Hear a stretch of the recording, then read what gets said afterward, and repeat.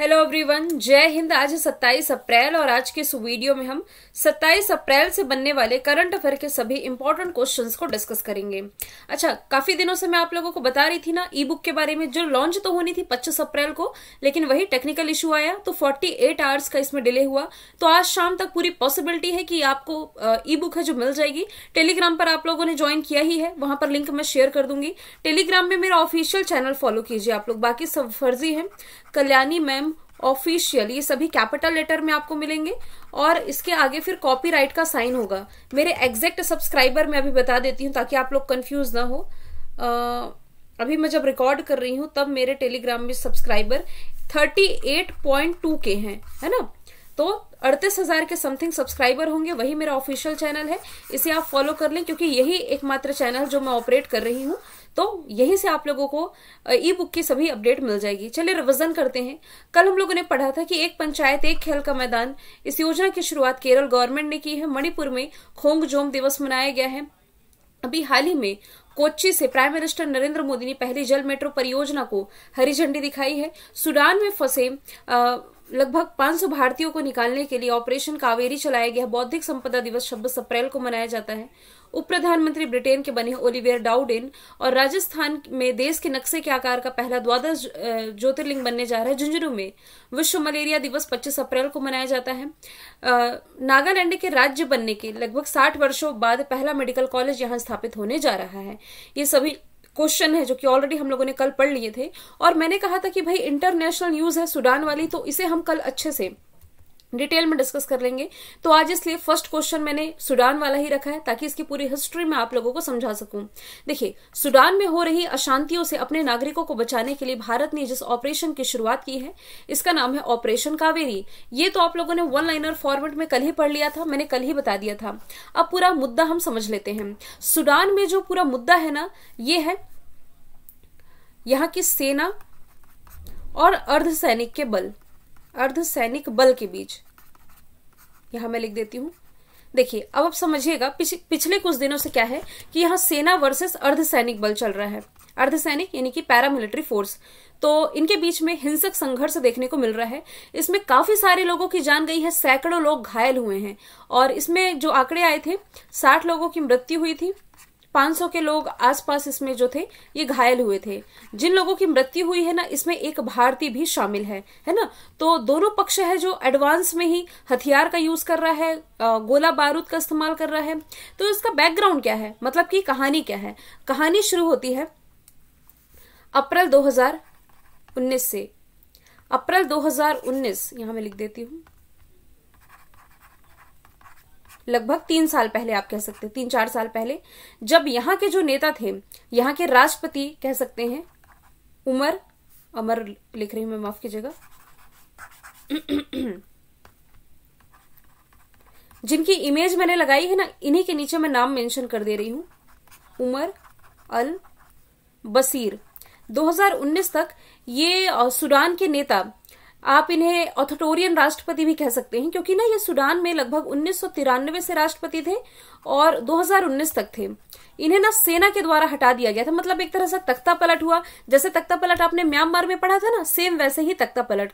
तो यहाँ की सरकार को गिरा दिया गया। गिराना जरूरी भी था क्योंकि ये जो थे ना उमर अल बशीर, ये मनमानी कर रहे थे, पूरी तरह से अपनी मनमानी कर रहे थे। तो कई बार इन पर, मतलब पूरे शासनकाल के दौरान इन पर कई बार आरोप लगा जनता के ऊपर अत्याचार करने का। तो मतलब जनता इन पर यह आरोप लगा रही थी कि इनके नेतृत्व में यहाँ का जो लोकतंत्र है ये कमजोर हो रहा है। ठीक है, इसके बाद यहाँ क्या हो जाता है, तख्ता पलट होता है। तख्ता पलट होने के बाद यहाँ आ जाता है सैन्य शासन, यानी कि शासन है जो ये सेना के हाथ में आ जाता है। तो यहाँ जनता क्या करती है कि आंदोलन करने लगती है। सेना के हाथ में शासन आया, जनता आंदोलन करने लगी कि भाई कब तक ऐसा चलेगा, हमें एक लोकतांत्रिक देश चाहिए, लोकतांत्रिक चुनाव कराए जाए, ऐसा चुनाव कराया जाए कि जनता ही अपने नेता को चुने। ठीक है, और बहुत ज्यादा विरोध होने लगता है। ऐसे में सैन्य सरकार क्या करती है कि ये जनता की बात मान लेती है। जनता की बात मानने के बाद फिर एक समझौता होता है। इस समझौते के तहत यहाँ संप्रभुता परिषद की स्थापना होती है। संप्रभुता परिषद, एक सोवेरेटरी काउंसिल का गठन होता है, आप कह सकते हैं। इस संप्रभुता परिषद में ना, मतलब दोनों चीजें शामिल थी। क्या क्या? सैन्य प्रतिनिधि यानी कि सेना भी शामिल थी, सेना के प्रतिनिधि भी शामिल थे इसमें, और इसमें जनता के प्रतिनिधि या आप कह सकते हैं प्रदर्शनकारी के नेता भी शामिल थे। तो इसमें दोनों चीजें हो गई, जनता के बिहाफ पर यानी कि जनता की तरफ से प्रदर्शनकारी, उनके नेता और सैन्य प्रतिनिधि भी इसमें शामिल हो गए। मतलब आप कह सकते हैं ये एक तरह का सेना और जनता का परिषद है जो कि ये स्थापित हो गया। ठीक है, तो इस समझौते के तहत सिविल नेता थे हमदोक, ये कार्यवाहक प्रधानमंत्री बनाए गए। मैं यहां लिख देती हूं, समझौता हुआ, इस समझौते के तहत सिविल नेता अब्दुल हमदोक। ये 2021 की बात मैं बता रही हूँ, 2019 से सारी चीजें शुरू हुई, फिर दोनों के बीच में समझौता हो गया यानी कि जनता और सेना के बीच में। इसके बाद अब्दुल हमदोक जो है ये यहाँ के न्यू प्राइम मिनिस्टर बन गए। ठीक है, इस बेस पर इन्हें न्यू प्राइम मिनिस्टर बनाया गया कि भाई 2023 में जब यहाँ चुनाव होंगे, चुनाव होने तक मतलब देश का माहौल शांत रहे, प्रॉपर मैनेजमेंट हो सके, इसके लिए हम कोई ना कोई नेता तो चुनेंगे ही। इसलिए अब्दुल हमदोक बन जाते हैं यहाँ के प्राइम मिनिस्टर। इसके बाद क्या होता है, 2021 में फिर से यहाँ क्या होता है, तख्ता पलट हो जाता है। 2019 में हुआ, फिर 21 में हुआ तख्ता पलट। तो सेना क्या है जो सरकार गिरा देती है, इसके बाद से फिर सेना का शासन आ जाता है। सेना का शासन, तख्ता पलट हुआ, इसके बाद फिर आता है सेना का शासन। 2 बार चीजें हो गई, 2019 में सरकार गिरी, फिर सेना का शासन आया, फिर 2021 में गिरी, फिर सेना का शासन आया, है ना। तो इसके बाद से क्या होता है कि जो सेना प्रमुख होते हैं अब्दुल फतह, मैं यहां लिख देती हूं, सेना के प्रमुख अब्दुल फतह, ये जो आप देख पा रहे हैं। अच्छा, अर्धसैनिक और सैनिक ये मैं अभी हटा देती हूं यहां से। जो राष्ट्रपति और उपराष्ट्रपति चुने गए ना इन सभी विवादों के बाद, वो मैं आप लोगों को बता रही हूं। तो सेना के जो प्रमुख थे अब्दुल फतह, ये यहाँ के क्या चुने गए, राष्ट्रपति चुन लिए गए। और उपराष्ट्रपति यहाँ के चुने गए मोहम्मद हमदान डगलो, मैं यहां केवल डगलो लिख रही हूं। ठीक है, तो ये उपराष्ट्रपति चुन लिए गए। तो ये राष्ट्रपति हो गए, ये उपराष्ट्रपति हो गए। मतलब दोनों सेना का प्रतिनिधित्व करते हुए कि देश में जब तक चुनाव नहीं हो जाते तब तक हम मतलब एक तरह का ऐसा मैनेजमेंट बनाए कि शांति का माहौल रहे, किसी तरह की हिंसा ना हो। तो ठीक है, राष्ट्रपति भी चुन लिए गए, उपराष्ट्रपति भी चुन लिए गए। अब मुद्दा आ रहा है कि ये सेना और अर्धसैनिक बल यानी कि यहाँ की जो सेना है और यहाँ का पैरामिलिट्री फोर्स है, दोनों के बीच में विवाद क्यों है।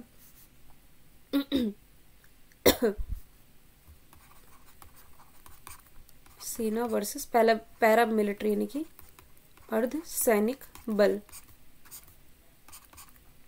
देखिए, मतलब कि 2021 में जब से सरकार गिरी अब्दुल हमदोक की, तब से दोनों सेनाओं के बीच में यानी कि यहाँ की सेना और अर्धसैनिक बलों के बीच में आप कह सकते हैं मनमुटाव देखने को मिल रहा था। यहाँ की पैरामिलिट्री फोर्स जो है ना, इसका नाम है RSF, रैपिड सपोर्ट फोर्स, जो मैंने यहाँ आपको मेंशन करके दिया है, देखिए मिल जाएगा। ये देखिए पैरामिलिट्री फोर्स है, रैपिड सपोर्ट फोर्स, यहाँ की अर्धसैनिक बल है। और सेना के बीच में मनमुटाव देखने को मिला। मतलब ये जो रैपिड सपोर्ट फोर्स है ना, जिसकी स्थापना की गई थी वर्ष 2013 में, ऐसा माना जाता है कि यहाँ का अर्धसैनिक बल यहाँ के राष्ट्रपति के ही आदेश पर कार्य करता था। मतलब कि यहाँ आंदोलन को दबाने का कार्य कर रहा था। जनता कई बार इस अर्धसैनिक बल पर आरोप भी लगा चुकी है कि ये हमारे मानवाधिकार का उल्लंघन भी कर रहा है ना। तो कुल मिलाकर के लंबे समय से सेना के द्वारा ऐसा प्रयास किया जा रहा था कि इसके अर्धसैनिक बल को सेना में शामिल कर लिया जाए, यानी कि जो RSF है ना, इसे सेना में शामिल कर लिया जाए, ऐसा विचार किया जा रहा था। कारण क्या था सेना में शामिल किए जाने का? क्योंकि सेना को ये डर था कि भाई हमारे जितने काम है ये तो पैरामिलिट्री फोर्स ही कर देती है। मतलब कि पूरा पूरा हमारा जो क्रेडिट है यहाँ की पैरामिलिट्री फोर्स ले रही है। तो आगे चल के ये ना हो कि सेना का जो रुतबा या सेना का आप कह सकते हैं जो पावर है ये पैरामिलिट्री फोर्स के हाथ में आ जाए। इस डर के कारण यहाँ की सेना चाह रही थी कि अर्धसैनिक बल है जो ये भी हमारे में शामिल हो जाए। ठीक है, तो इसके लिए ये प्रयास किए जा रहे थे कि दोनों का मर्ज हो जाए दोनों। तो लेकिन यहाँ के जो राष्ट्रपति हैं, नाम क्या है? अब्दुल फतह, ये राष्ट्रपति हैं और ये चाह रहे थे कि ये जो बात है अभी टल जाए, यानी कि सेना और अर्धसेना का विलय ना हो। जबकि यहाँ के जो उपराष्ट्रपति हैं ये चाह रहे थे कि ये बात ना टले, यानी कि एकीकरण हो जाए।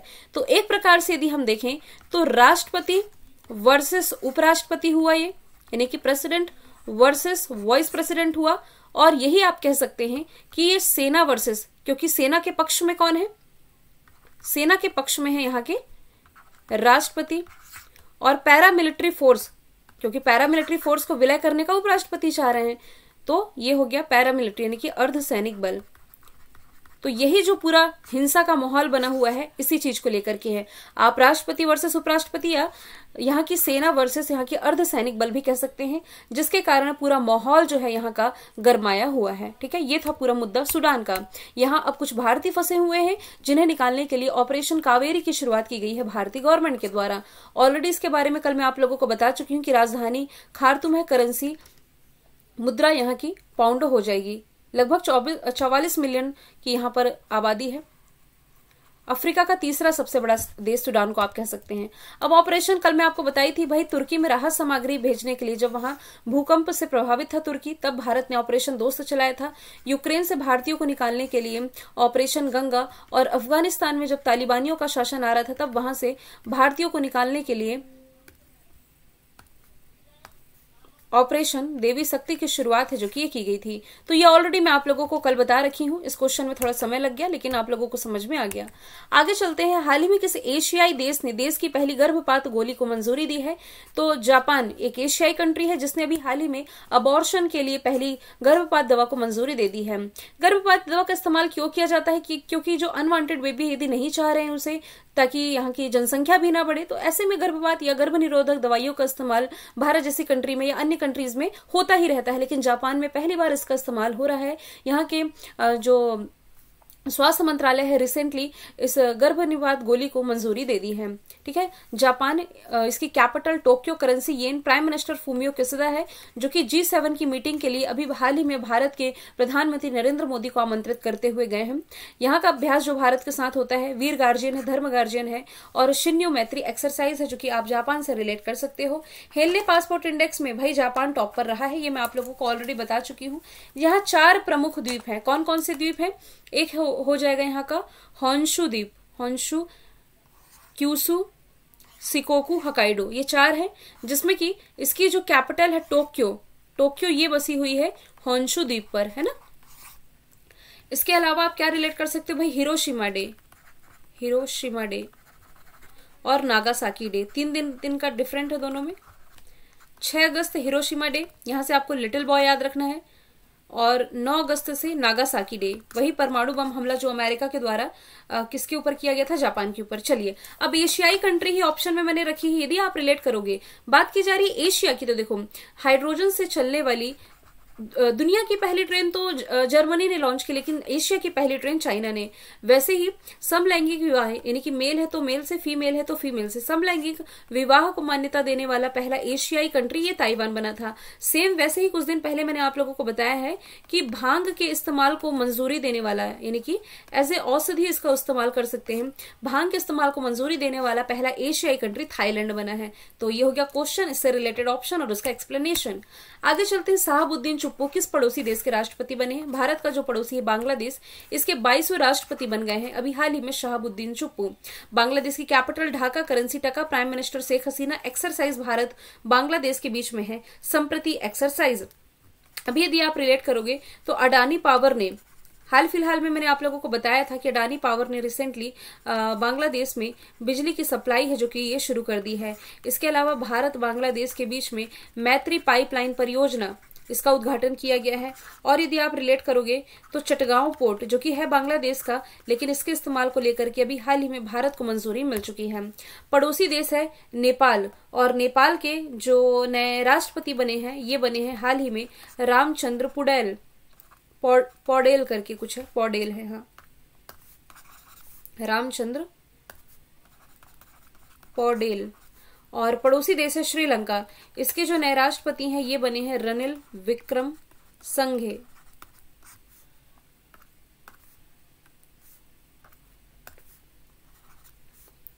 China Xi Jinping. आगे चलते हैं। NATO, North Atlantic Treaty Organization द्वारा दुनिया का सबसे बड़ा साइबर रक्षा अभ्यास लॉकशील्ड शुरू हुआ है। तो ये कहां शुरू हुआ है? तल्लीन, ये एस्टोनिया में शुरू हुआ है। ये एक वार्षिक साइबर रक्षा अभ्यास है, मतलब पिछले साल भी इसकी शुरुआत हुई थी वैसे।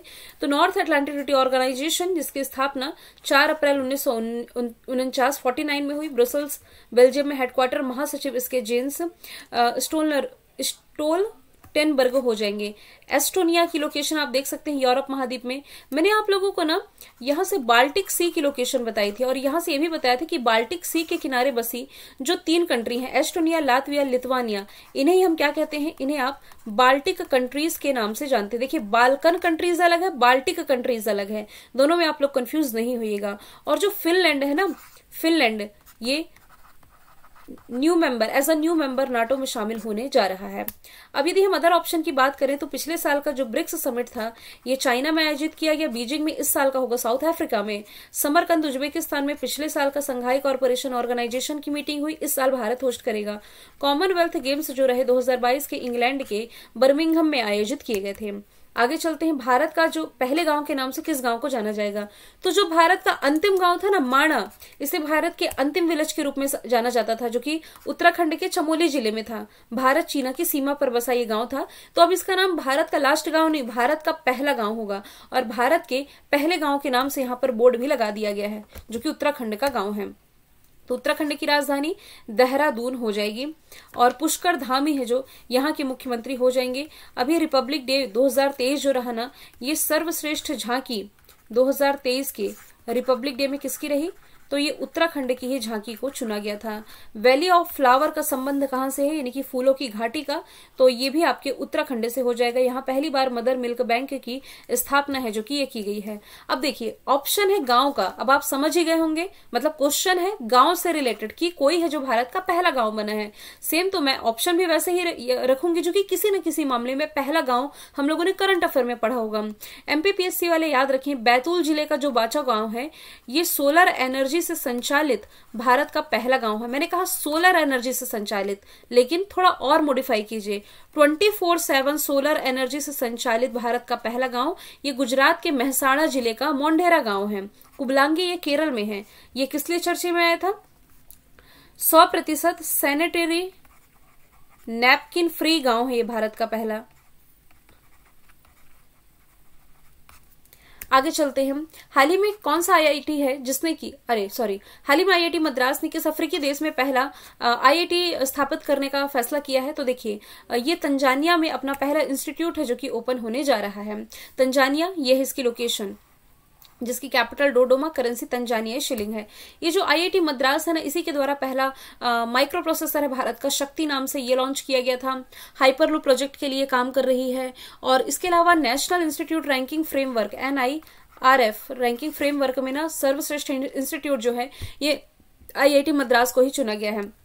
अब ऑप्शन देखिए आप, Kenya, south Africa, Sudan. Kenya की लोकेशन यहाँ तंजानिया के ऊपर में है। यहां से लामू पोर्ट आपको याद रखना है, लामू पोर्ट जिसके डेवलपमेंट को लेकर के चाइना वर्क कर रहा है। ऑप्शन में साउथ अफ्रीका, तो साउथ अफ्रीका ये है, यहां से 100 अफ्रीकी चीते लाए जाने हैं भारत में। यहीं से लिम्पोपो रिवर आप याद रख लीजिए, जो कि मकर रेखा को 2 बार काटती है। ठीक है, अब क्या बच रहा है ऑप्शन में? सूडान। तो देखो, सूडान का डिस्कशन तो क्वेश्चन नंबर 1 में ऑलरेडी हम लोगों ने कर लिया है। ठीक है, आगे चलते हैं। सिप्री ने अभी हाल ही में सैन्य व्यय रिपोर्ट जारी की है, यानी कि ऐसी रिपोर्ट जो ये बताती है कि कौन सा देश है जो कि अपनी सेनाओं पर सबसे ज्यादा पैसा खर्च करता है।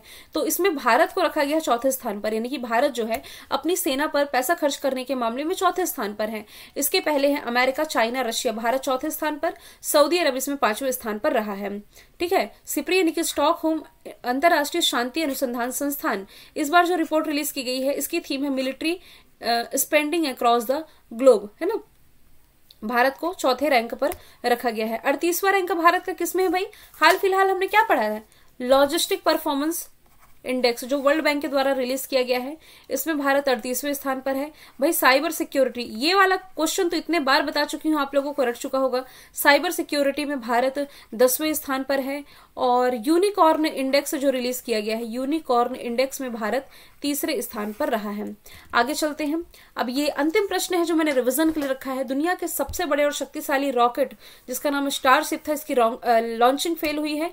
स्पेस एक्स के द्वारा ये लॉन्च किया जाना था, जिसकी समीक्षा कौन कर रहे थे? एलन मस्क कर रहे थे, जो कि मतलब स्पेस एक्स के मालिक भी, अमेरिका की प्राइवेट स्पेस कंपनी है। नासा अमेरिका की सरकारी स्पेस एजेंसी है जो कि आर्टेमिस 2 मिशन पर वर्क कर रहा है। इसरो इंडिया की स्पेस एजेंसी है। जाक्सा ये हो जाएगी जापान की स्पेस एजेंसी। इस क्वेश्चन को ज्यादा डिटेल में इसलिए नहीं डिस्कस कर दी क्योंकि रिवीजन के लिए रखा है, ऑलरेडी इसके बारे में बता चुकी हूँ। अच्छा, एक और है रिवीजन के लिए, दुनिया के सबसे अमीर शहरों की जो लिस्ट जारी की गई है, न्यूयॉर्क जो कि अमेरिका का एक शहर है, ये इसमें टॉप पर रहा है। इसके बाद जापान की कैपिटल टोक्यो दूसरे स्थान पर, सैन फ्रांसिस्को इसमें तीसरे स्थान पर रहा है। न्यूयॉर्क जो है ये हडसन नदी के किनारे बसा हुआ है, वियना डेन्यूब नदी के किनारे बसा हुआ है। दुनिया की मोस्ट लिवेबल सिटी वियना है। लंदन टेम्स नदी के किनारे बसा हुआ है। ट्रैफिक इंडेक्स में पहले स्थान पर है, दूसरे स्थान पर बैंगलोर। जबकि पॉल्यूशन इंडेक्स में सबसे प्रदूषित शहर पाकिस्तान का लाहौर है, भारत का मुंबई इसमें दूसरे स्थान पर रहा है। कल मैंने पूछा था वीरता पुरस्कार पाने वाली पहली महिला एयरफोर्स ऑफिसर, ये दीपिका मिश्रा बनी थी। आज का सवाल आप लोगों के लिए है, Asian infrastructure investment bank AIIB ने अपना पहला विदेशी कार्यालय कहाँ ओपन किया है? इसका आंसर कॉमेंट बॉक्स में बताइएगा। भाई फीडबैक आप लोग इस समय दे नहीं रहे हो, फीडबैक भी अपने कॉमेंट के साथ शेयर करना बिल्कुल ना भूले, चाहे पॉजिटिव हो चाहे निगेटिव। पॉजिटिव होंगे तो देखूंगी, अच्छा खुशी होगी मुझे, निगेटिव होंगे तो इंप्रूव करूंगी, ठीक है। तो चलिए फिर मिलेंगे हम नेक्स्ट वीडियो के साथ। Thank you so much.